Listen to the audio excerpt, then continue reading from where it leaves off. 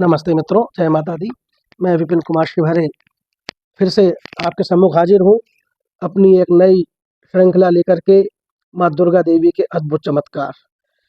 यूँ तो साथियों माँ दुर्गा देवी के लाखों करोड़ों चमत्कार हैं, लेकिन अफसोस की बात यह है कि लोग उनको अपने तक ही सीमित किए हुए हैं, उसका प्रचार प्रसार नहीं करते हैं। जबकि होना यह चाहिए कि उनका प्रचार प्रसार होना चाहिए, जिससे कि और लोग भी प्रेरणा ले सकें। तो भक्तों, किसी ने कह दिया होगा कि अच्छे सपने दिखते हैं तो उसे किसी को बताना नहीं चाहिए, उससे पुण्य क्षीण हो जाता है, उसका फल नहीं मिलता है। ऐसे ही भक्ति को प्रसारित नहीं करना चाहिए, उससे भी पुण्य क्षीण होता है, जबकि ये गलत बात है। हम अच्छी बातों का, भक्ति का जितना अधिक प्रचार प्रसार करेंगे, पुण्य उतना ही बढ़ेगा। ये किसी ने हम लोगों को मिसगाइड किया है, उनकी बातों में ना आए, क्योंकि अगर हम अच्छी बातें लोगों को नहीं बताएंगे तो दूसरों को प्रेरणा कैसे मिलेगी, है ना। तो मेरा मानना है कि इससे पुण्य बढ़ता है, घटता नहीं है। और मैं भी आपसे अपने अनुभव साझा कर रहा हूँ, तो मुझे विश्वास है कि मेरा पुण्य बढ़ेगा, घटेगा नहीं। आप भी अच्छी बातों को प्रसारित किया करें। तो विषय है माँ दुर्गा देवी के अद्भुत चमत्कार। वीडियो लंबी ना हो इसलिए केवल एक ही अनुभव आपसे साझा करूँगा, बाकी अनुभव अन्य वीडियो में क्रमशः हम साझा करते रहेंगे। तो साथियों, हुआ ये था कि माँ दुर्गा देवी का एक स्वरूप है माँ कैला देवी, करौली राजस्थान वाली। अपने पिताजी के संग उनके दर्शन करने के लिए जब मैं गया तो माँ दुर्गा के चमत्कार तो काफ़ी सुन रखे थे, विश्वास भी था। तो हुआ यूँ कि माँ कैला देवी के दर्शन किए पिताजी के साथ में, और जब हम लौटने को हुए तो अनाउंसमेंट सुनने को मिला कि मूल स्थान जहाँ से कैला देवी करौली वाली माँ दुर्गा प्रकट हुई थी, वो स्थान भी देख लें। वो मूल स्थान कोई ज़्यादा दूर नहीं है। तो अनाउंसमेंट सुना तो मन में इच्छा हुई कि क्यों ना माँ दुर्गा देवी के मूल स्थान को भी, जहाँ से माँ प्रकट हुई और आकर के इस भवन में जाकर के, मुख्य भवन में आकर के बैठ गई हैं, तो उनके भी दर्शन किए जाएं। लेकिन गर्मी बहुत तेज़ थी साथियों, चिलचिलाती गर्मी थी, शरीर से पसीना टपक रहा था, लबालब हो रहे थे हम लोग पसीने में। पिताजी मान नहीं रहे थे, कह रहे थे गर्मी ज़्यादा है, अपन ने दर्शन कर तो लिए कैला देवी माँ के, बाद में कर लेंगे मूल स्थान के। लेकिन मेरा मन नहीं माना, मैं तो जिद करने लगा कि पिताजी आज ही दर्शन करो, कल किसने देखा, आज आए हैं फिर कब आना होता है बार बार। लेकिन वो मान नहीं रहे थे। तो मैंने माँ से प्रार्थना की, मैंने कहा हे जगत जननी जगदम्बा, मुझे तो मूल स्थान के दर्शन करने हैं, आप ही चमत्कार बताओ, कुछ भी करो, पापा का मन बदलो, मुझे दर्शन करने हैं। और भक्तों, विश्वास कीजिए, किसी और की हुई बात होती, किसी और से सुनी बात होती, किसी और की कही गई बात होती तो शायद मैं भी विश्वास नहीं करता, क्योंकि विश्वास इन बातों पर लोग जल्दी करते नहीं हैं। लेकिन जो चमत्कार मैंने खुद अपनी आंखों से देखा, उसको मैं कैसे झुठला दूँ। तो सुनिए चमत्कार क्या हुआ। माँ ने मेरी पुकार सुन ली तुरंत। परमपिता परमात्मा जो है, शिव रूप में, वो पुरुष रूप में शिव है, स्त्री रूप में शक्ति है। तो वो परमात्मा निराकार रूप से घट घट में व्याप्त है, हर घट में वो विराजता है। हमारे मुंह से आवाज़ निकल नहीं पाती और वो सुन लेता है। तो माँ ने मेरी पुकार सुन ली, और जो गर्मी का मौसम था वो एकदम से ठंडा होने लगा। एकदम से ठंडी ठंडी मंद मंद हवाएं बहने लगीं, हल्की हल्की बूंदाबांदी भी होने लगी, और काली घटा छा गई, ठंडक हो गई। पिताजी का मन बदल गया, तैयार हो गए, चलो चलो दर्शन करने चलते हैं। मैं तो समझ गया कि माँ ने ही चमत्कार किया है। नीचे उतरे, वहाँ पर राजस्थान में ऊँट गाड़ियाँ चलती हैं, तो मूल स्थान के लिए आवाज़ लग रही थी, बैठो बैठो। हम बैठ गए। रास्ते में माता के चमत्कारों से मन प्रसन्न हो रहा था, मन गदगद हो रहा था, मन बहुत खुश हो गया था। मूल स्थान पर पहुँचे, माता के दर्शन किए, फिर लौटना हुआ। अब रास्ते में देखो, शंका तो सबको होती है, आपको भी हो रही होगी, इत्तेफाक होगा, ज़्यादा गर्मी होती है तो बादल छा ही जाते हैं, कई बार ऐसा होता है। मेरे मन में भी आई कि हो सकता है इत्तेफाक हो, लेकिन इत्तेफाक नहीं था, वो माँ का ही चमत्कार था। माँ मुझ जैसे छोटे भक्त, मुझ जैसे तुच्छ भक्त की भी पुकार सुनती हैं। बस मन प्रसन्न हो गया। जिस स्थान पर मैंने प्रार्थना की थी, उस स्थान पर जब हम पहुँचे और पहला कदम मैंने जिस स्थान से हमने रवानगी डाली थी, उसी स्थान पर जब रखा, अब देखिए विश्वास पक्का हो गया। क्योंकि जो मौसम हम छोड़ के गए थे, वही मौसम वैसा का वैसा हो गया। वही गर्मी, वही तेज़ धूप फिर निकल आई। 1 सेकंड का भी हेर-फेर नहीं। यहाँ मैंने प्रार्थना की थी और मौसम ठंडा हो गया था। लौट कर आए, उसी स्थान पर पहुँचे, वैसा का वैसा मौसम हो गया। ये क्या है? ये साक्षात माँ जगजननी जगदम्बा ने मेरी पुकार सुनी थी। मेरा विश्वास पक्का करने के लिए उन्होंने ऐसा किया था। मेरा विश्वास पक्का हो गया। भक्तों, आपका भी विश्वास पक्का हो तो ऐसी हैं माँ जगतजननी जगदम्बा, माँ दुर्गा, माँ कैला देवी करौली वाली। आप उनसे जुड़िए, आपको भी बहुत अनुभव होंगे।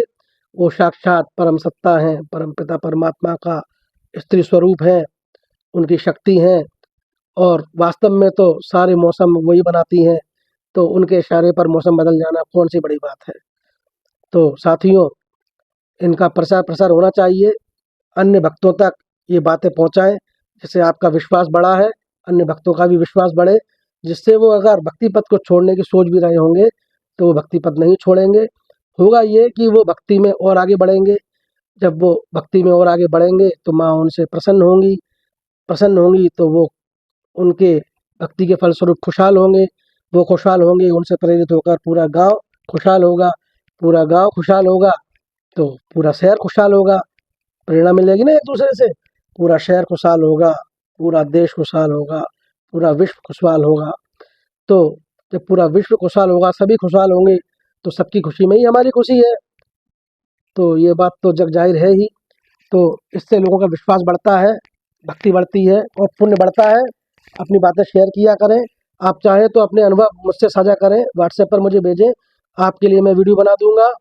और अगर आप खुद बनाना चाहते हैं तो वीडियो बना कर के आप मुझे भेज दीजिए, मैं अपने चैनल पर उसको अपलोड कर दूँगा, जिससे आपके अनुभव भी लोगों तक पहुँचेंगे, आपका भी पुण्य बढ़ेगा। पुण्य घटेगा नहीं, ये विश्वास कर लो, बढ़ेगा। अच्छी बातों का प्रचार करने से पुण्य बढ़ता है, घटता नहीं है। ये गलतफ़हमी निकाल दें कि हमें को छुपा के रखना चाहिए, गुरु मंत्र छुपा कर रखना चाहिए। भैया अच्छी बातें हैं, प्रसारित करो। अगर उनको प्रसारित नहीं करोगे तो लोगों को कैसे पता चलेगा भक्ति की ताकत क्या होती है?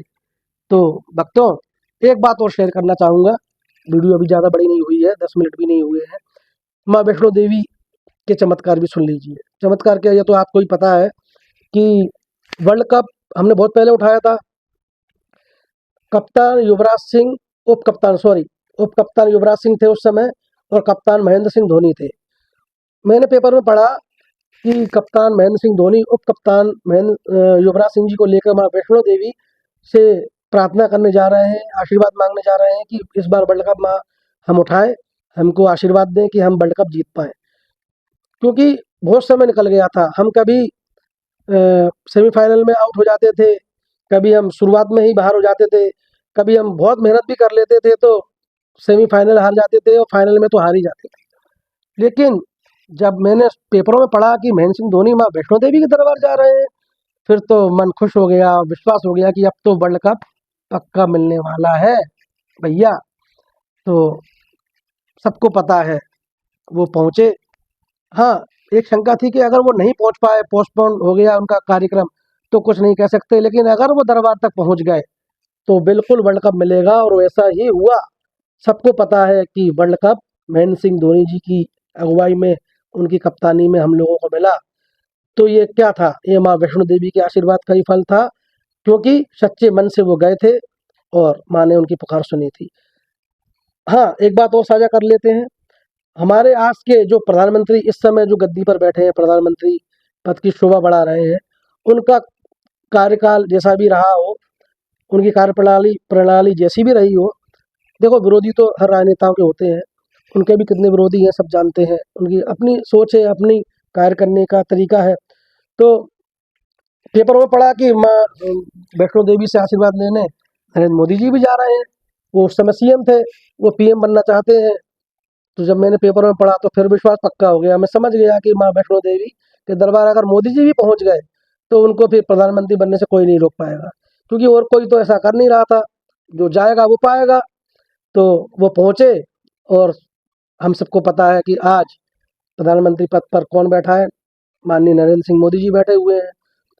अब जो भी हो, उनका कार्यकाल जैसा भी रहा हो, वो जैसा भी काम कर रहे हो, कई लोगों को पसंद नहीं आ रहा, कई लोगों को पसंद आ रहा है, तो राजनेताओं के विरोधी तो होते हैं। यहाँ पर बात माँ की शक्ति की हो रही है कि जो भी उनसे जुड़ता है, उनकी शरण में जाता है, माँ सुनने वाली हैं, मनोकामनाएं पूर्ण करने वाली हैं।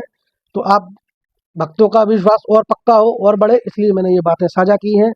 अनुभव तो काफ़ी हैं, अगले वीडियो में एक एक करके अन्य अनुभवों को साझा करूँगा, तो जिससे आपका विश्वास बढ़े, आप भी भक्ति पथ पर आगे बढ़े, आप भी खुशियाँ पाएँ। जैसे मैं खुशहाल हो गया, आप भी खुशहाल हो जाएंगे, मेरा विश्वास है।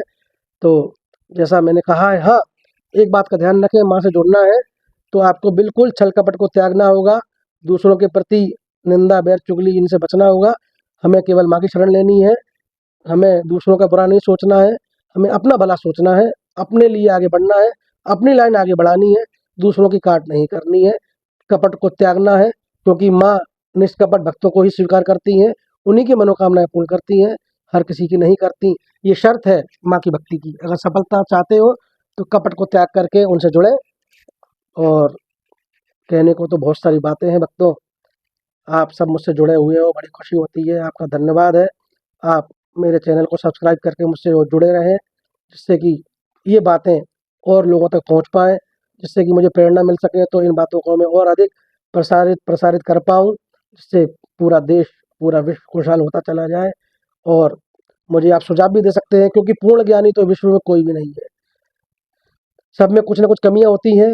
आप मुझे मेरी कमियाँ बता सकते हैं डिस्क्रिप्शन बॉक्स में आके, और मुझे सुझाव दे सकते हैं। और अपनी बात को अगर आप स्वयं नहीं कहना चाहते तो मुझे लिख भेजें, मैं आपके लिए वीडियो बना करके अपलोड कर दूंगा अपने यूट्यूब चैनल पर सच का राही पर। और आप स्वयं भी वीडियो बना करके भेजना चाहें तो भेज सकते हैं, मैं अपलोड कर दूंगा। जय माता दी।